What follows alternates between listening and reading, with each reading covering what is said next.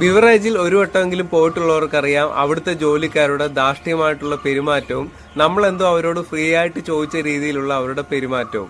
എന്നാൽ ഇവർക്ക് വ്യത്യസ്തമായിട്ടുള്ള ഒരു പണി കൊടുത്തിരിക്കുകയാണ് ഒരു ചെറുപ്പക്കാരൻ. നമുക്ക് ആ വീഡിയോ ഒന്ന് കണ്ടിട്ട് വരാം. 2 കൗണ്ടറാണുള്ളത്. തിങ്കളാഴ്ച രാവിലെ ഒരെണ്ണം മാത്രമേ തുറന്നുള്ളൂ. മദ്യം വാങ്ങാനെത്തിയ യുവാവ് ഇത് ചോദ്യം ചെയ്തു.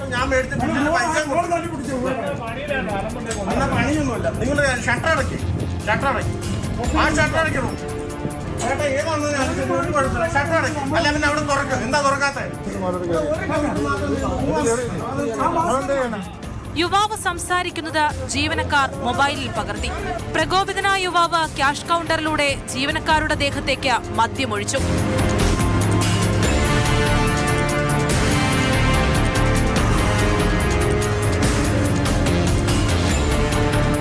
ഉടൻ തന്നെ ജീവനക്കാർ ഷട്ടർ അടച്ചു. യുവാവ് പോയ ശേഷമാണ്